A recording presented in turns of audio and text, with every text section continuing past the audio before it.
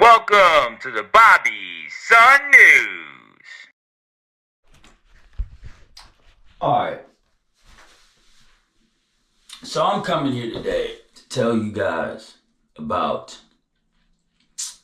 the guy that I'm going to put up on the screen. Okay, so let's do a little reading, because at the end of the day, right, everyone says that everyone's created equal and white privilege doesn't exist, and there's no way that that's a real statement. There's no way that people can say racism doesn't exist. Racism is because of the people, because of the acceptance of what they're willing to accept and what they're willing to not accept based on choice. That's why racism is still in existence. Okay, so let's jump into this. What were the charges against Lieutenant Dan? Criminal record and rumors of sexual assault explored. Joseph Mal whatever Ski, better known as Lieutenant Dan, going viral after refusing to leave his boat in Tampa Bay as Hurricane Milton battered Florida. The storm has been called deadly by experts, with residents in and around Tampa as well as other affected areas being evacuated. However, Lieutenant Dan, who has spent his days on his boat off the coast of Florida, stood his ground and refused to move, just as he had in last month's September 2024, Hurricane Helene hit the area, with the clips of him giving TikTok interviews going viral and popular Kick streamer Aidan Ross offering him a $100,000 streaming deal. The individual's past has become a hot topic of discussion on social media after he went viral. Rumors claiming he had sexually assaulted women started surfacing. Lieutenant Dan has been arrested multiple times in the states of Florida, North Carolina, and now his mugshot has gone viral on the internet, with a criminal record stretching back to and around 2006, where he was charged with drug possession, battery, assault against a law enforcement officer, trespassing, and more. It's also worth noting a vast majority of charges to do with his boat. After the mugshot, Lieutenant Dan went viral. Many social media posts claiming he had been accused of pedophilia and sexual assault were circulated on social media. However, it appears that the people making those allegations confused him for another man who shares his first and last name. The pedophilia and sexual crimes were actually levied against a person named John, and unrelated to Joseph, who is called Lieutenant Dan.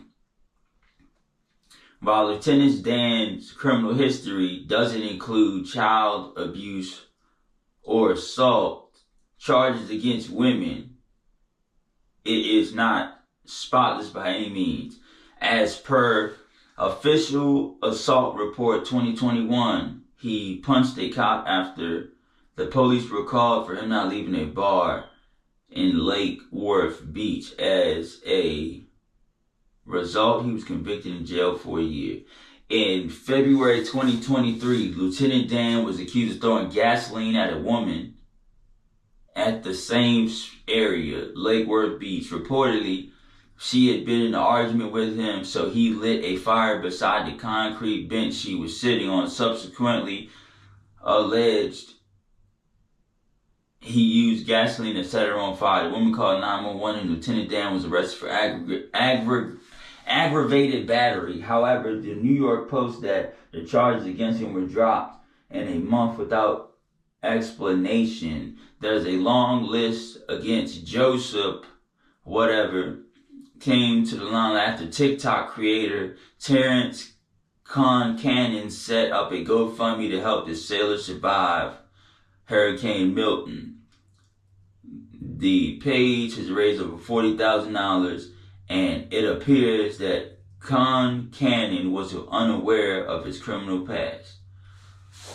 Okay, so I guess the internet kind of put me in a uproar itself, I guess, because I thought he was convicted of smuggler assault. But at the end of the day,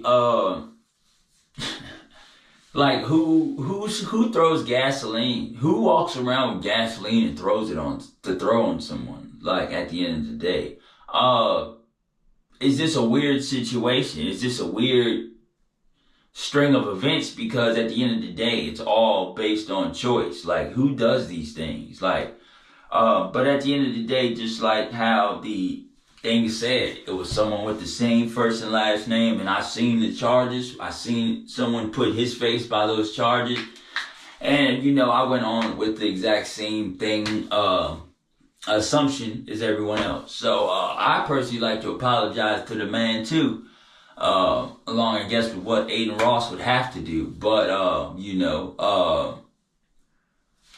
don't know, man. I don't really agree with dude too much. I'm kind of still, like, look, I don't know, brother, but I don't know, but we're all sinners, so I guess you can't judge another man. But I was wrong, and my opinion was formed based on the opinion of the evidence that's posted on the internet, which whoever's posting the video of the charges are just posting the charges, and it's his, the mugshot from another caption. So I guess it proves that the internet can be the best and worst thing, because what if I lived in Florida and felt offended and attacked this man or something, And a lot of times, I guess, maybe the internet can be the lead to a lot of confusing situations, being in a situation based on the information that's posted. Because if you can pull it up, you can't really argue with that. A lot of times, I've been in arguments with people, and I was like, look, if I call this person and they tell me that this and that, da-da-da-da-do, we will have an issue. So, with that being said, I apologize for having a formed opinion about Lieutenant Dan, without having the adequate information. This is the Bobby Sun News, and you can't believe everything that you see on the internet. This is the Bobby Sun News. Peace, baby!